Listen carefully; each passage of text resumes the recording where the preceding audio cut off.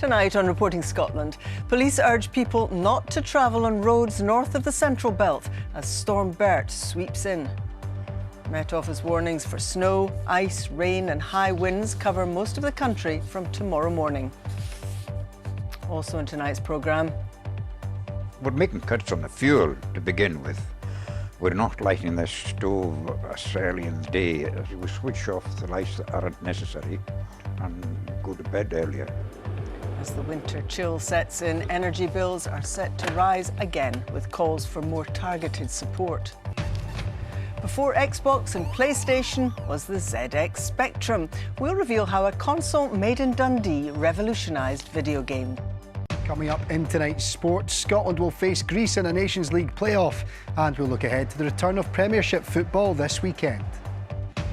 And 80s music legend Jim Kerr reveals how Simple Minds went from Tory Glen to Top of the Pops. If you'd gone to the bookies back then and said, what's the chances of being on Top of the Pops or being an astronaut? The odds would have been about the same. Hello, I'm Sally Magnuson. Welcome to Friday's programme.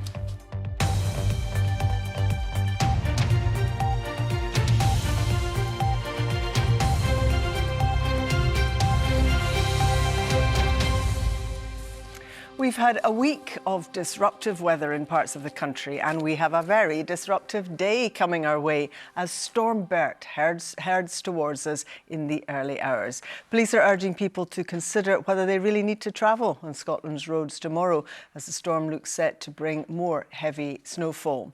An amber weather warning is in place for parts of the Highlands, Aberdeenshire, Perth and Kinross and Angus. There'll be an increased likelihood of severe weather affecting travel and power supplies. There's also a yellow warning for snow and rain across other parts of the country. Our reporter, Katie Hunter, has more. Making the most of the snow and the sun. In the Aberdeenshire village of Dunecht, people are waiting for Storm Bert. We get quite a lot of power cuts here as well, so I think we're all just going to be prepared for the storm that's coming in, and yeah, just try and stay home and stay safe. Slightly apprehensive. This will be our first sort of winter in the countryside. We were in the city before, so yeah, my husband is hunkering down and getting all the fires and things ready just in case. Dozens of schools across the Highlands, Moray and Aberdeenshire were closed today. And it's unlikely to look like this for much longer. A yellow warning for rain and snow begins at 4 o'clock tomorrow morning. An hour later, another yellow warning, this time for wind. Then at 7 o'clock, a more severe amber warning for snow and ice. No sign of what's to come here in Strathire in the Stirling area. This village is in the amber warning area. They're used to storms here. We built up the bank just here. Cafe owner Leslie Johnston took steps to prevent flooding years ago after being hit by bad weather. Just with the mountains up further up, you know, sort of Crean-Larrick way, the snow melt then runs into the river, and that then just works its way back down to here, and it can be tricky, but yeah, I think for tomorrow I think we should be okay. There's no major snow at the moment, so we should be, it's pretty early in the season, so we should be fine. But drivers are being urged to take extra care. Police Scotland travel advice that's been issued, and that relates to the amber warning weather, so that they're indicating there's going to be a high risk of disruption, and that's the level below just do not travel, so it is quite severe. We are concerned about folk making journeys, so that we will experience some level of delay or disruption. Storms at this time of year aren't unusual. The Scottish Government says it's prepared for what's to come. We would strongly encourage people to heed the weather warnings, to take precautions and to be careful. And all parts of the Scottish Government's resilience network stands ready to respond to the storm. But there's unlikely to be much more of this while Storm Bert's around. Katie Hunter, Reporting Scotland. Our reporter Louise Hosey joins me now from Monymusk in Aberdeenshire. Louise, this storm is coming off the back of, what, a week of wintry weather there? Yes, that's right, Sally. Well, it's been winter wonderland scenes really for much of the northeast this week, and with bitterly cold temperatures that shows no sign of changing. Now, with Storm Bert due to arrive tomorrow, the Met Office is describing the situation tonight as a multi-hazard event, and there are concerns about the combined impact of fresh snow, heavy rain and strong winds that are forecast in many areas tomorrow, especially coming so quickly off the back of such wintry conditions. Now, SEPA says that snow melt could cause river levels to rise, and with that comes a risk of flooding.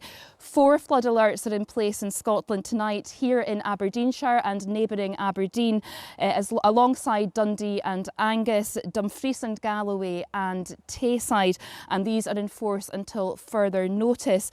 Meanwhile, tonight, Perth and Kinross Council say that the Christmas light switch on events planned for this weekend have been cancelled. That's due to safety concerns over the weather. Now, of course, this is only the beginning of the winter season, and as you heard in Katie's report, the advice really is to be prepared and to take no chances. Louise, thank you very much indeed. Louise Hosey there. The energy regulator Ofgem has increased the price cap by 1%. The typical household using a standard amount of electricity or gas is expected to pay an extra £21 a year. Now, here you can see how prices have fluctuated. In 2022, there's a stark jump after Russia invaded Ukraine. You can see where it peaks in January 2023, when the government had to intervene with, you remember, its energy price guarantee. Prices came down a bit in July this year, but they've crept back up. Our bills are now 50% higher than they were before the pandemic. And there's a warning that this has led to a record amount of energy debt and arrears, with many customers struggling to pay their bills. Our business correspondent David Henderson has more. Angus MacLeod's faced a sharp rise in the cost of energy. He lives on Lewis in the Outer Hebrides, and now that winter's here, he spends more on everything, from heating water to warming his home. We're making cuts on the fuel to begin with. We're not lighting the stove as early in the day as we used to, and we're letting it go out earlier in the night. We're very careful with electricity. We switch off the lights that aren't necessary, and we go to bed earlier. Across the country, high energy bills are a drain on household finances when the cost of living's already high. And those bills are set to rise for the second time this winter. Now the regulator Ofgem's raising its price cap, and with it, what most domestic customers pay for gas and electricity. From January, a typical household will see their annual energy bill rise to more than £1,700 a year. That's up by £21 a year, and it means bills will be 50% higher than they were before the pandemic. The cost of gas went sky high after Russia's invasion of Ukraine. The price fell back a bit, so what chance it could drop further? Well, for now, some leading analysts don't predict any sudden change. Because we generate electricity by burning gas, for as long as wholesale prices for gas stay high on that international market, bills are unlikely to see substantial falls. All this as government support in the form of winter fuel payments are being withdrawn for most pensioners. That's prompted calls for more targeted support for anyone struggling with their bills. So we've seen debt rise to historic levels across GB, so I think about £3.6 billion of debt in the energy market just now. And obviously that has a huge strain on household budgets because you're paying for your usage and you're also paying off your debt. So we're really concerned about that. Most government support's now focused on those in less well-off households. But with energy bills still high, this may feel like a long winter for many others. David Henderson, reporting Scotland. What next for SNP Westminster leader Stephen Flynn? Last night he said he wouldn't seek a so-called dual mandate to sit at the Scottish Parliament while remaining an MP at Westminster, as he'd previously announced, saying he got it wrong. Well, I'm joined now by our political correspondent Phil Sim. Phil, what's the latest on this tonight?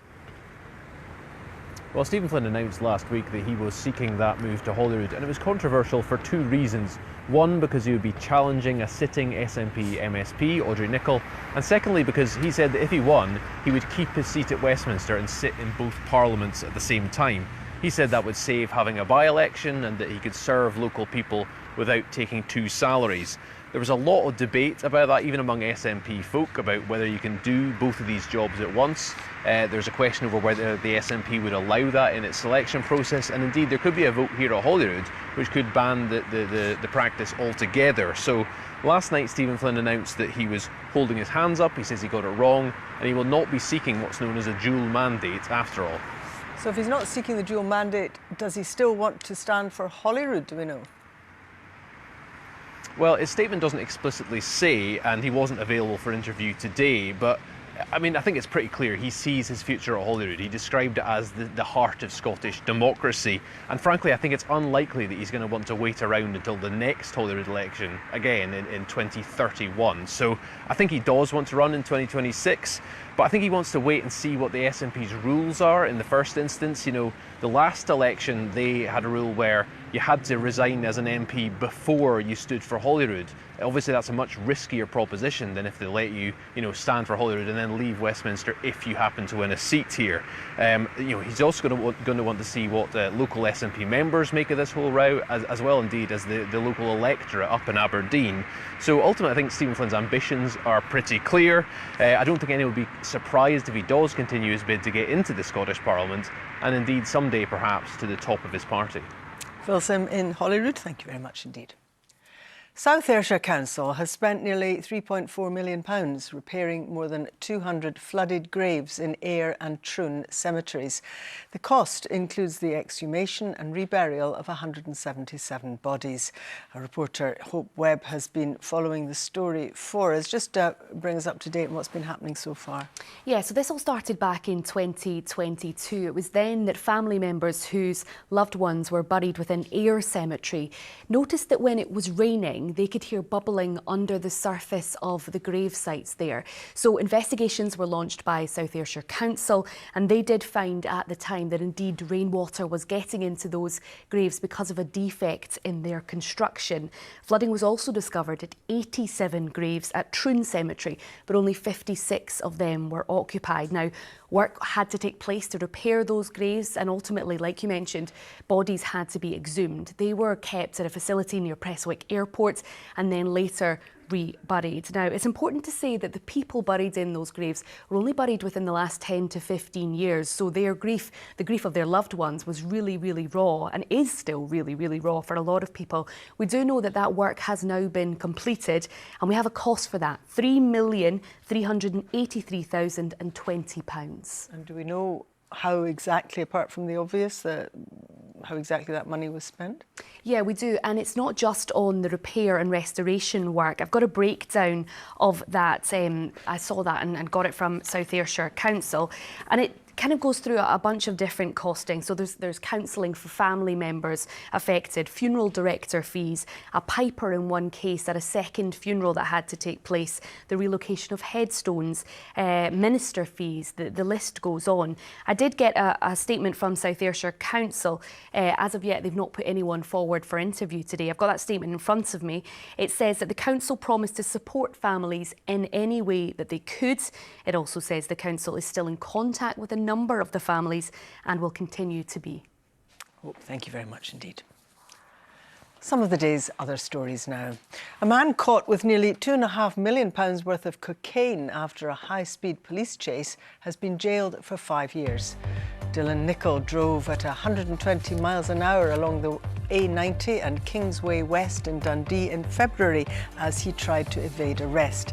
Nicholl's Volkswagen Golf was stopped after its tyres were punctured by a police stinger device. New CCTV images of a teenager missing in Stornoway have been released.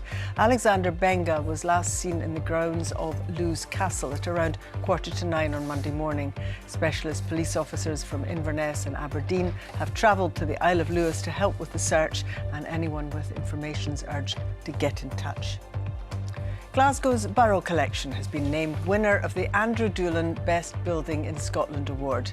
It was collected by John McCaslin and partners who carried out the £68 million refurbishment. The A-listed building in Pollok Park houses the collection of shipping magnate Sir William Burrough. Now, are these sights and sounds familiar?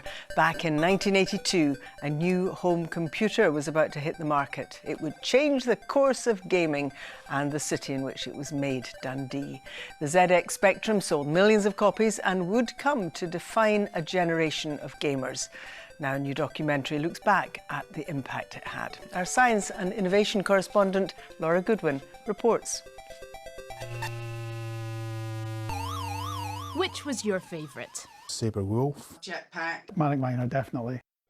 With its distinctive rainbow stripe and its rubber keys, the ZX Spectrum will, for many, hold fond memories of their childhood. And its affordable price meant it would soon become a fixture in millions of homes. It allowed so many more people to have access to a home computer. And for them, they didn't really know any of the limitations. They just looked at it and thought, oh, we can do whatever we want to do with this.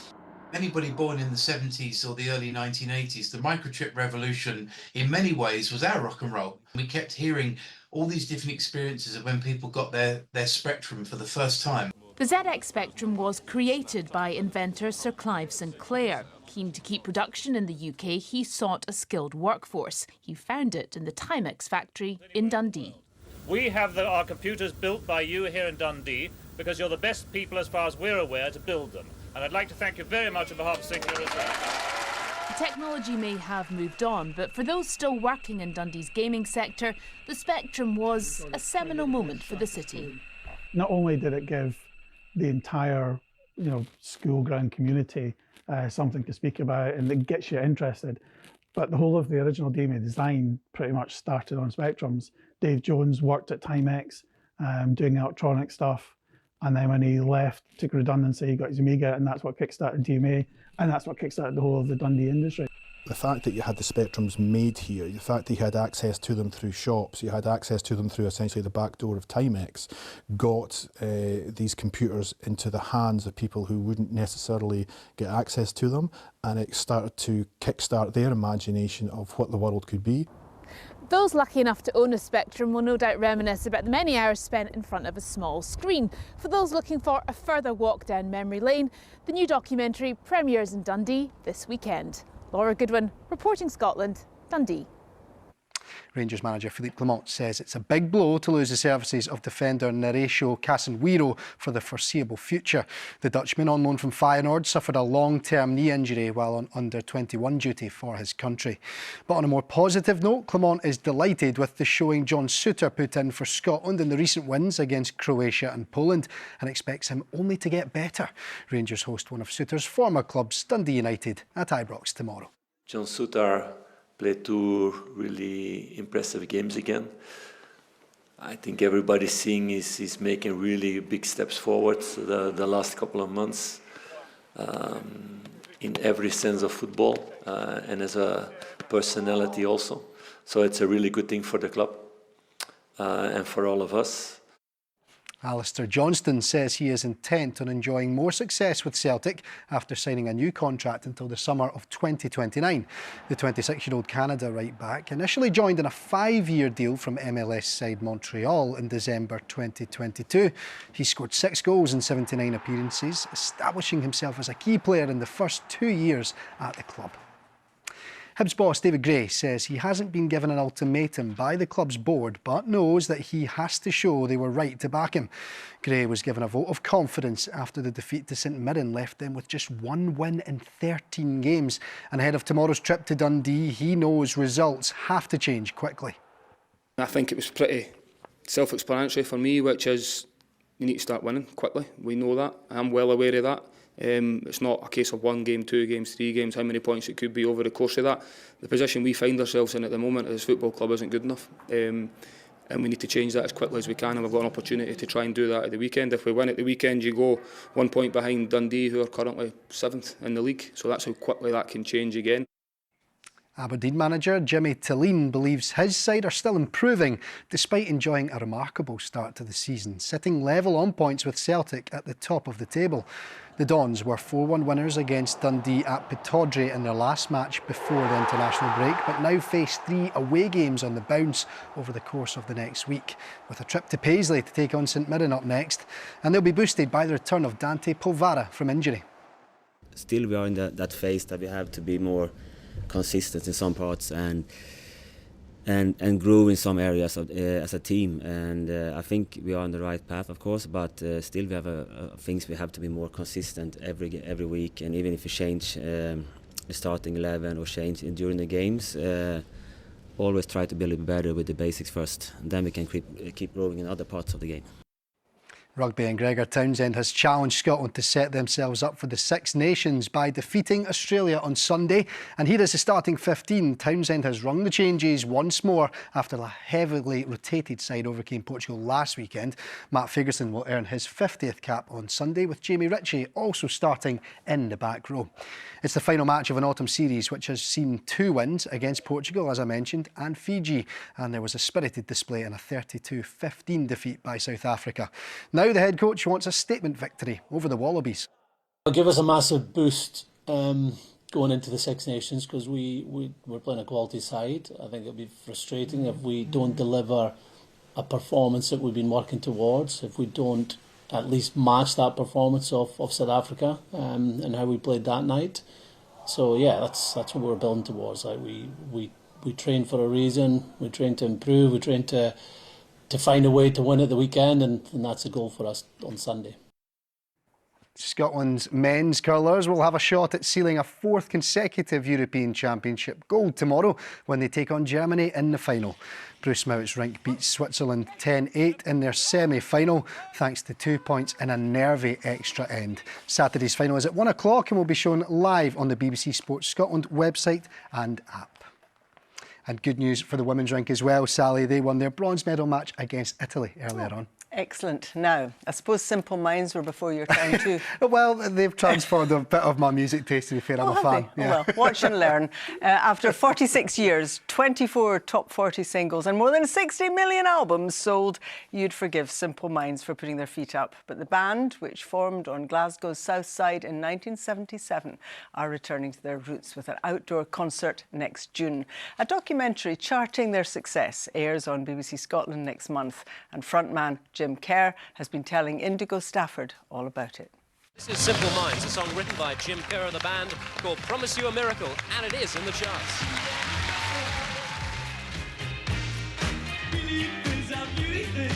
The journey from Tory Glen to Top of the Pops isn't a well-trodden one, but Jim Kerr and his bandmates always had a determination that their destiny wouldn't be denied. They didn't understand. How could they understand? I had pink hair at the time. I wouldn't mind pink hair now. I wouldn't mind any hair now. The documentary Everything is Possible charts Simple Minds' paths from Glasgow's South Side to the Live Aid stage and beyond. I think if you'd gone to the bookies back then and said, what's the chances of being on Top of the Pops or being an astronaut, the odds would have been about the same. Kerr's contemporaries and celebrity supporters lend their voices to the film, describing exactly how Simple Minds carved out their world-conquering music career. It's an honour. I mean, it's great to have anybody listening to your music. But the greatest contributors to the band's success have been the legions of loyal fans who've never waned in their devotion over the decades. And for Kerr, the Glasgow audience is the dearest of them all, which will make their homecoming performance at Bellahouston Park next summer all the more precious. For the first time, they'll be playing their classic album Once Upon a Time in full. I think for a generation of people, particularly in Glasgow, particularly in Scotland, the idea of us being on stage playing those songs again in their entirety, we'll be hoping to evoke the memories of those past times. Everything is Possible airs on the BBC on Tuesday the 10th of December, and 4.5 decades into their fame, it'll ensure that we don't forget about Scotland's own Simple Minds.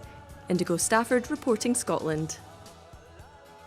And Judith's here with the all-important weather. That's a lovely scene in Nethy Bridge, but a sign of worse to come, perhaps? Yeah, I think the snow will be all blown about tomorrow because we have severe gales coming our way. A number of weather hazards in the forecast, actually, Sally. Indeed, thank you very much. Yes, the calm before the storm, a lovely end to the day up there in Aberdeenshire. But it's all about Storm Bert. It's a weather system anchored out in the Atlantic at the moment, going to bring a number of weather hazards, as I mentioned, high winds, rain, and as that rain engages with the cold air that's across us at the moment, readily turning to snow. So a lot of weather in the mix and a lot of really disturbed weather as well. And this influencing our weather right through the weekend too. However, tonight it's fairly quiet. A widespread frost already established as temperatures have fallen well below freezing for many of us. There'll be a risk of ice tonight as well. And as we head through the overnight period, we'll see cloud increasing, rain into Kintyre and Galloway, and then snow turning to snow as it reaches the mainland. It will be a cold one, widely down below freezing, maybe down as low as minus 12 or 14 through parts of the northeast. So inevitably, there are a number of winter warnings in force, firstly for rain and snow widespread tomorrow, lasting through until Sunday morning. Then a higher tier amber warning. Now you can see the area of concern is really a higher area. The A9 runs right through it, the Southern Highlands, Perthshire into Angus and Deeside. Some heavy snow, high winds, blizzard conditions, really treacherous conditions, atrocious during tomorrow morning. And that warning lasting through until tea time. Then a further wind warning across the country as well, with high winds expected too. So just to round that all up, we have some treacherous conditions, snow and ice during the morning, heavy rain with milder air. We'll see some snow melt as well, and widespread gales. So it really is an unpleasant start to the day for many of us. Outbreaks of rain, sleet and snow. The snow at lower levels at first. Quite a couple of hours of falling snow, and it could be heavy as well. Areas to the north of the central belt will see a real dump of snow tomorrow. Again, it will mount up as well with the blizzard conditions due to the high winds and really treacherous driving conditions first thing. I think it's the morning I'd stay in if I were you. Further north it'll be drier. We'll see some brightness over Orkney and indeed Shetland, hanging on to some sunshine, but everywhere we'll see those southeasterly gales picking up, severe in coastal areas and exposure. Now this all does move away, turning to rain at lower levels out into the North Sea, turning drier. It's still going to be windy initially before the winds start to ease down, something brighter coming into the west, but you will notice it that bit milder as well. Now into tomorrow evening, it's quiet for a time, then we see the next band of rain moving in with some strengthening winds as well. That rain with us first thing on Sunday morning, but a brighter day with sunny spells, but a windy old day, frequent blustery showers with severe gales for the west coast as well. That's your forecast. Well done remembering all that. Thanks very much, Judith. And that is Reporting Scotland. Anne McAlpine will be here with your late news at around 10:30 tonight. But until then, from everyone on the team, do enjoy your evening and stay safe tomorrow.